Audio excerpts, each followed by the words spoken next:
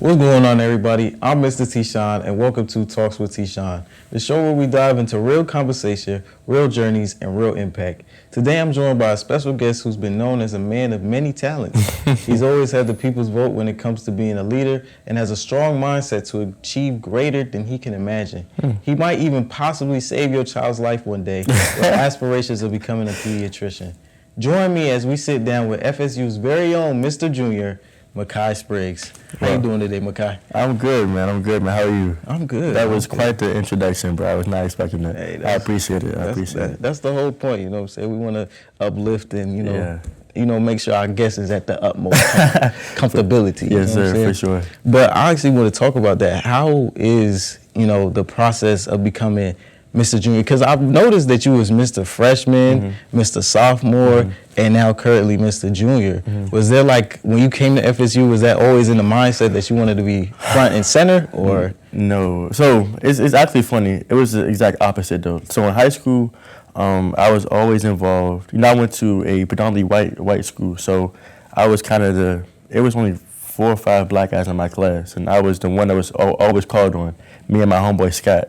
But I was always Mr. Do-It-All. I was the vice president of SGA, the president of Black Student Union. So I was always called on. So I was like, in college, I'm gonna just, because nursing is a hard major. So I'm just gonna go ahead and be, just a nursing student and just graduate. But you can't really run from your purpose or from your fate or destiny. I was born to be a leader. So when I got here, it was just kind of hard to kind of avoid that spotlight, because my purpose in life is to give back, to motivate, to inspire. So, I've been trying to do my best to find ways to do just that and find ways to connect with, a plethora of people. So, that's kind of how I got to where I am now. But it wasn't planned at all. I'm still shocked to this day that I'm just here now. So, but God bless. And you said you was born a leader. Was that instilled in the household that, or was that something you developed over time with engagement with friends in your environment, or it was always just when you was young, you was always, I'm going to handle this the best way that I know how? That's a good question. So I feel like it's a mixture of both. It was instilled in me from my parents. Because growing up, in the black household, it was always, you got to make sure your head's on your shoulders because you don't want to be a number or a stat, So just come from that mindset, you had to kind of just always try to push yourself to the best of your ability. And I was always kind of the standout, whether it be elementary school, middle school, high school. I was kind of just kind of different. It was kind of cliche, but it's kind of different. So, but I strive every day to find ways to get better. As a person, a leader, a man. But a mixture of both, I would say. Absolutely. And I kind of want to tie back into the Mr. Freshman, Mr. Sophomore, and Mr. Junior.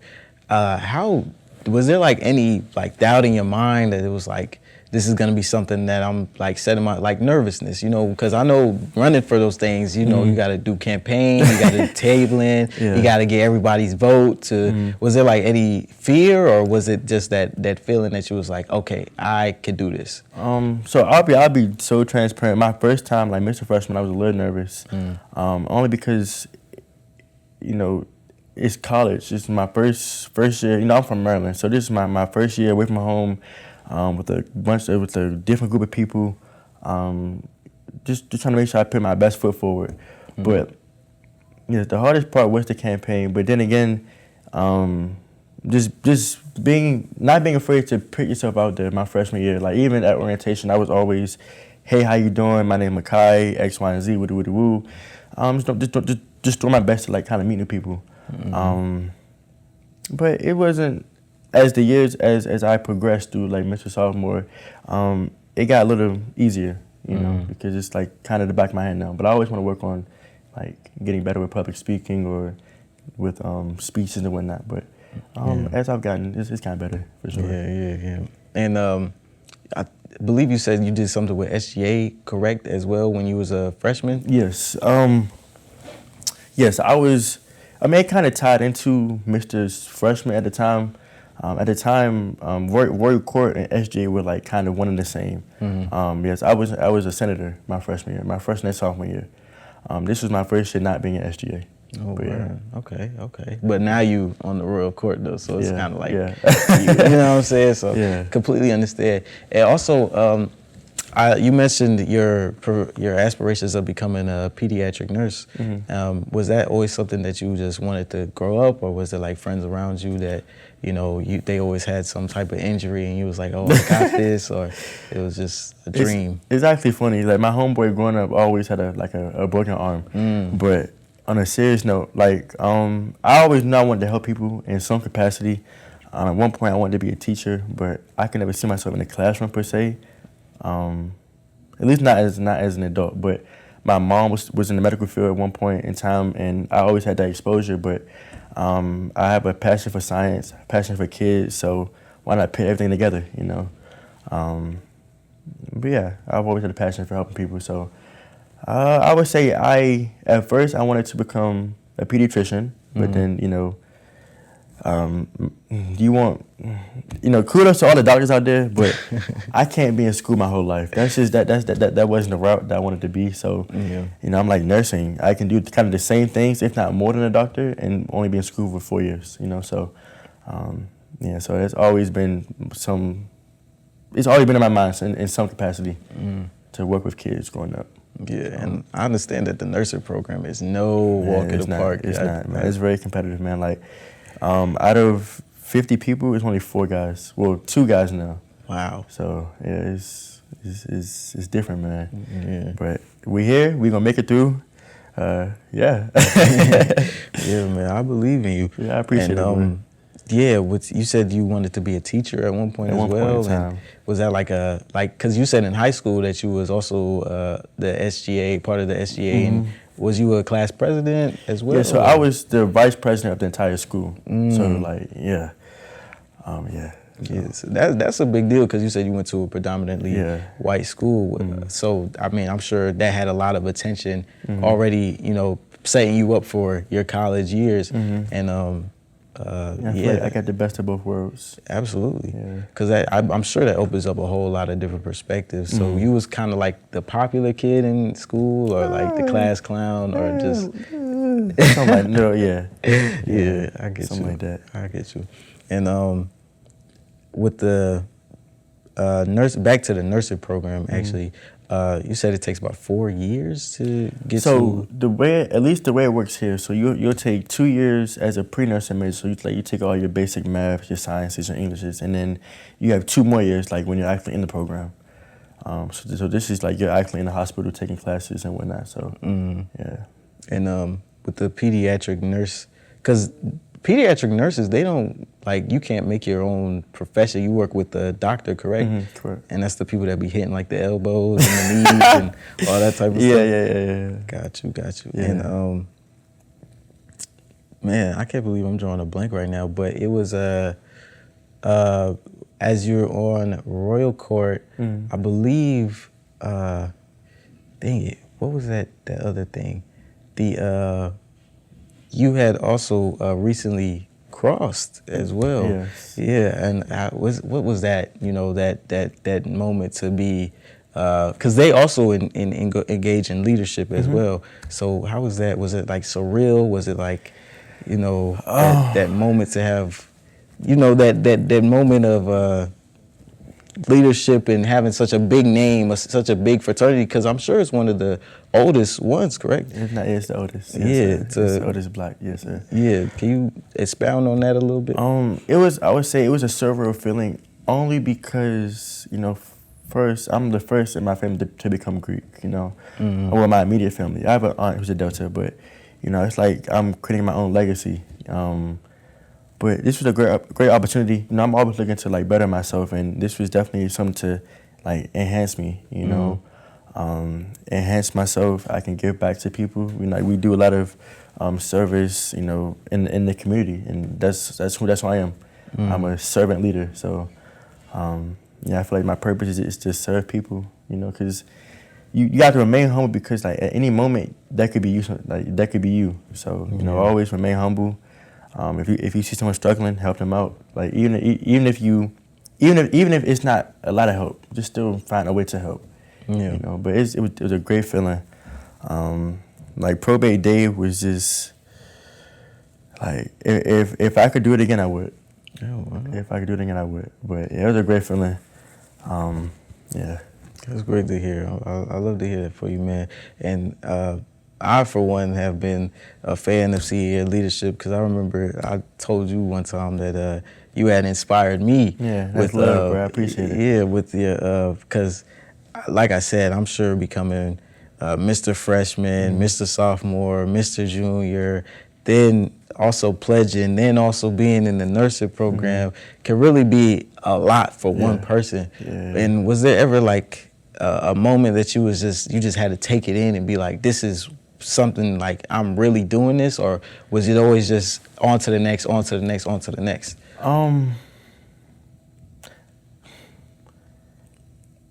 Sometimes I do have an issue with like thinking too far in the future that I'm not very focused on the present, which is one thing that I would definitely advise that you just hone in on what you're doing now. But sometimes I'm like, wow, I'm really doing this. But other times, like, it's just like stepping stones. It's like everything that I do is for a reason, whether to better myself or to kind of learn something so I can help somebody else. Like, let's say for being in SAC, I'm able to learn how to plan events, being in Royal Court, professionalism, being an SGA, like how to work in student government, like how the school works behind the scenes. So everything is intentional.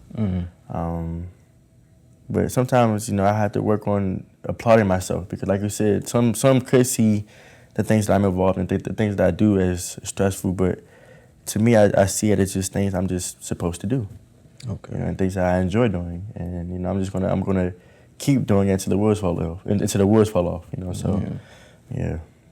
And I also seen your engagement with the Lord. Was that something that was also instilled in the household? Oh yeah, for sure. Like growing up, my brother and I, we went to a Christian school from kindergarten to the third grade, and then him almost his whole life. So we were always in the church, in a Christian home, youth Bible study, youth choir. The Lord is definitely a huge part of who I am and a huge part of my identity. Like the reason why I'm truly here today. Because without him, like we're nothing, So, Amen. Yeah, man. Like, yeah, man. Yeah. And you mentioned your brother. Are you older or? No, I'm a younger brother. Yeah, my brother is pushing 30. But yeah. Did he inspire you as well, or was you always off doing your own thing? Like I love my brother to death, but which isn't a bad thing. We're just different people. So he has his ways and like inspired me. Yeah, like he went off to the army. He made it his career. Has his own family, kids now, nieces and nephews. So yeah, I'm definitely truly proud of him, and he's one of the ones that did inspire me to want to like do more, have my own family. Kind of venture off, just to do my own things. He's in Texas now, so if he can, I can too. So yeah. And you said that your mom was also you said she worked in the medical field as well. Was that, you said that since you grew up in that environment, so she also kind of had an impact on the field that you're going into? Yeah, I would like not. If you know me, you know I'm a mama's boy at heart. Like we have a matching tattoo and all that, but like she's definitely, if not my biggest inspiration. Like anything that she does, I kind of want to mimic, because she's great career. She's a great person. Like everyone calls her when they have issues or concerns, and that's beautiful to me. You know what I'm saying? Because that means she's reliable for doing something right. But yeah, she's part of the reason why I wanted to go into nursing.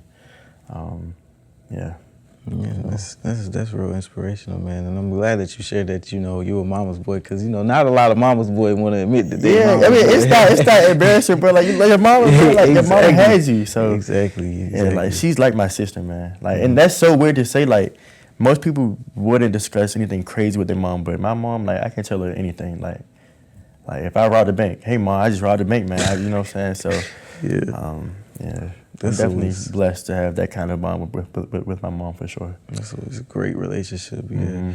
And with Mr. Junior, CIAA is coming up, which I'm sure you're no shy contestant of. Yeah, no, I'm excited. What's the feeling of that? Could you walk us through, all these different events that you have to do for Royal Court and like, because I'm sure they take you all over the place, and it's always a phone call. You always got a photo shoot, meeting, some type of stuff. Is that like an exhausting task, or is it more of like a building character, uplifting role that you just, it's always something new to learn from the Royal Court aspect? And then at the end, if you could expound on how CIAA get down to it. Yeah, so CI is, I've only, though I've been on the court for 3 years, CI I've only been, this is my second time going.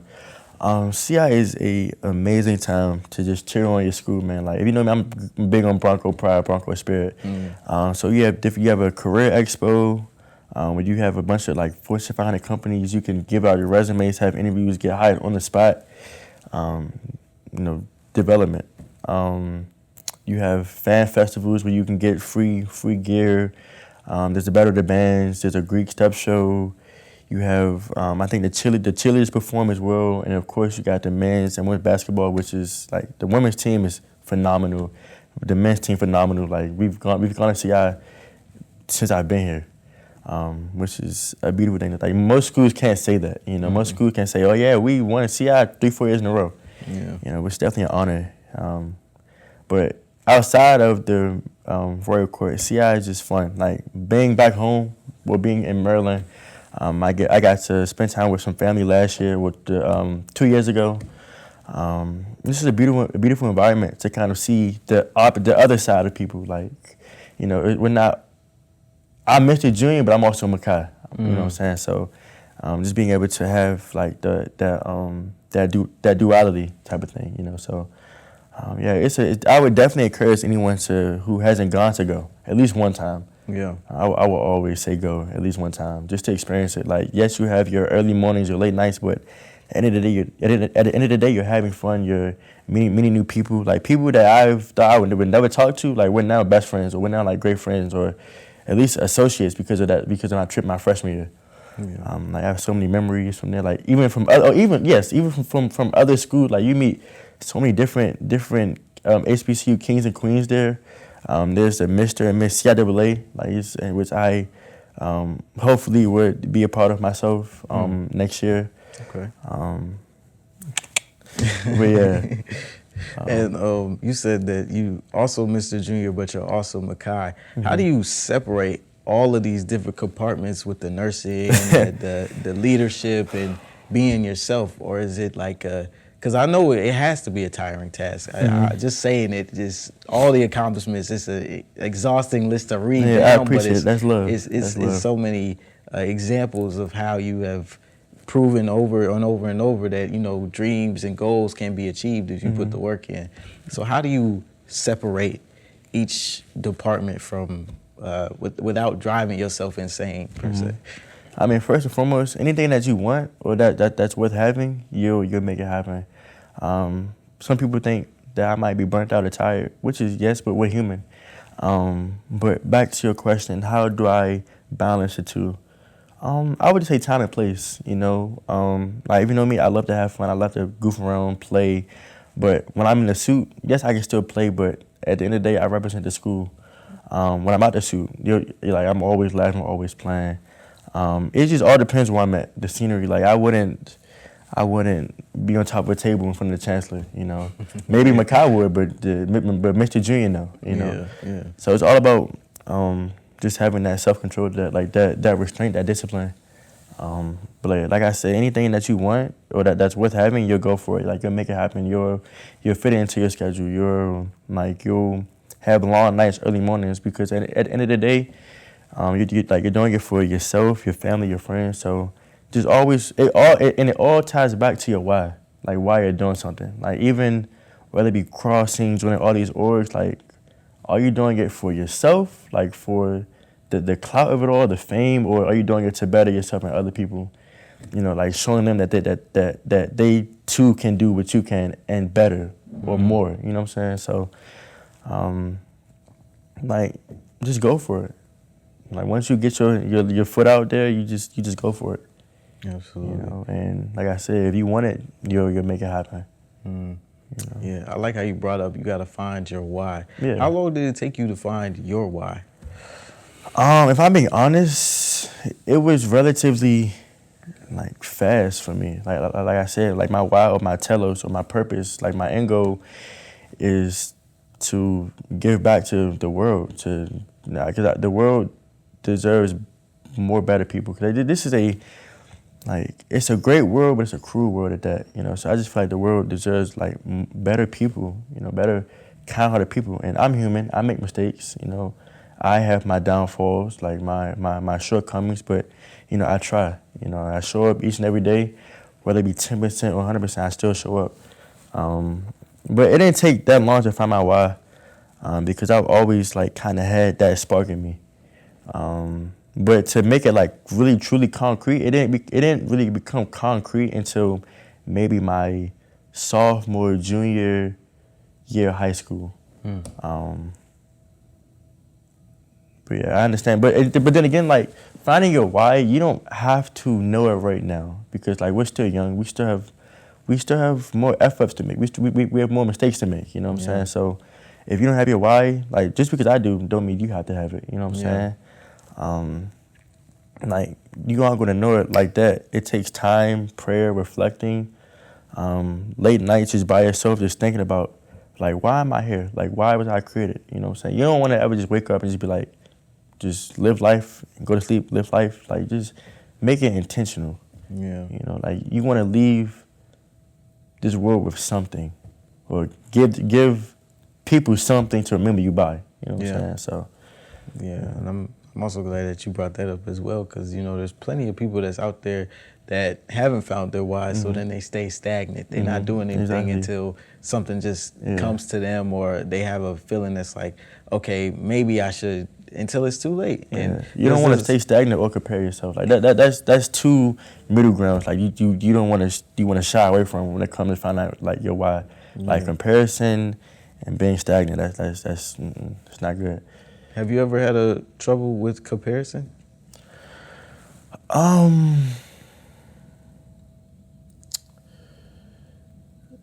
has it always been, you know, focused on me and what I have to do rather than... Really, it's always been a me versus me type of thing, but I wouldn't say comparison, but more so like inspiration, if that makes sense. Like, I'm not, oh, he's bigger than me, you know what I'm saying?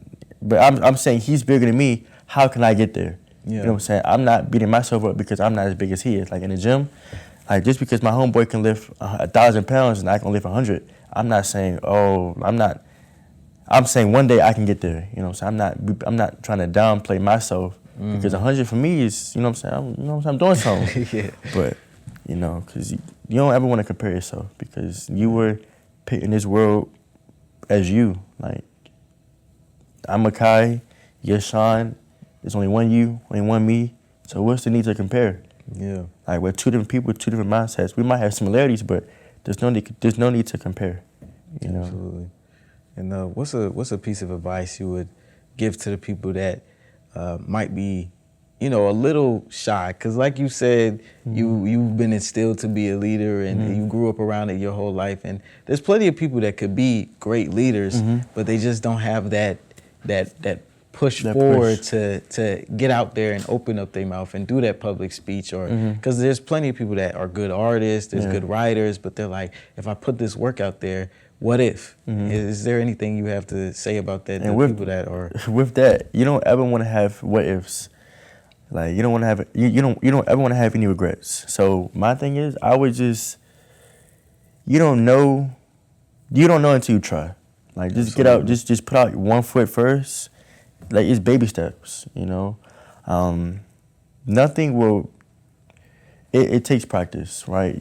Like you won't just wake up, say I want to be a leader, and somehow you're all of a sudden good at public speaking. All of a sudden you're able to be an SGA or Royal Court or SAC or Roots or whatever other organization but anyone can be a leader. Like you don't have to be like anyone can be a leader. As long as you make that first step and then another and another, and another, and eventually you'll end up to where you want to be. It's all about progress. Not perfection, but progress. Ooh, I like You know? that. Not perfection, but progress. Yeah, man. I'm going to have to take that one. I ain't gonna lie. Yeah, man, that's it. That's all. Like, people really want things to be perfect for first go around, but that's not how life. Ideally, yes. Ideally, you want it to be perfect, but that's not how life is. There's no such thing as perfect, if that makes sense. Like, yes, I have a perfect life, but it's perfect to me.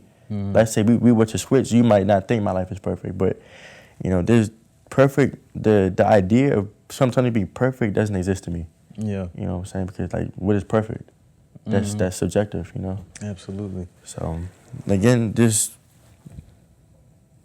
stay true to yourself, learn, ask for help, and just get your feet wet, man. Just jump out there, get your feet wet. That's it. Yeah. Just get your feet wet. That's it.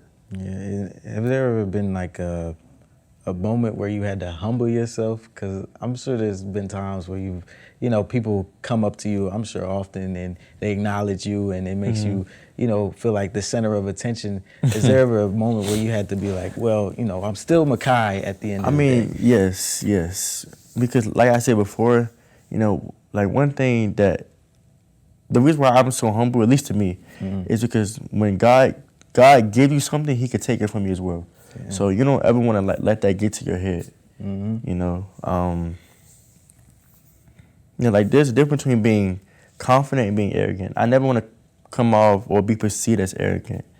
Cause like, why? Like I want to be approachable. I want to be like that friendly face. Like you come to me if you have any issues or you need any advice. Like I want to be that leader that's involved, that's accessible, that's visible. And I don't want to ever come off as like, oh, he's Hollywood or he's doing too much.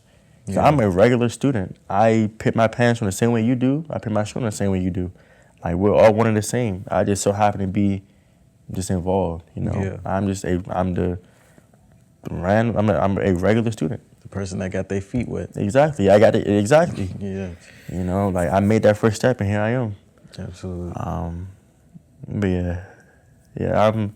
I do my best to be humble, but one thing that I will say is I do have a bad habit of like downplaying my accomplishments, because to me, I'm supposed to do it, but like don't be afraid to cheer yourself on, to root for yourself, to toot your own horn at a time. Like I said, you don't want to ever come off as a showboat, but come off as someone who's proud of how far you've gotten, how far you've come. Because I was once a shy kid who I used to cry in middle school. I used to cry like under tables. I used to hide from like my classmates. But now here I am. I'm in a cab, like just talking to everybody. Yeah. So yeah, it takes practice, man. But just stay humble, stay true to yourself. Like I said, never come off as arrogant or cocky, and and the rest is history. Yeah. And as we begin to wrap up this episode, is there any piece of advice that you would give to the next future leader or the next person that wants to be involved, or well, I know you said that get your feet wet, but just the next person that even wants to become a pediatric nurse? Yeah. Anything worth having won't be easy, is what I would say. Anything worth having won't be easy. Like I said, progress over perfection. Don't be afraid to ask for help. Stay true to yourself along your journey, whether it be in leadership with Christ or whatever religion you are, whether it be a connection. Just stay true to yourself. Stay humble. Stay grounded. Stay disciplined, and the rest is history. So that's it. That's all. Thanks for tuning in and being a part of our conversation. I'm Mr. T-Sean. This is Talks with T-Sean, where we learn, grow, and see different perspectives, because together we can change the world, one conversation at a time.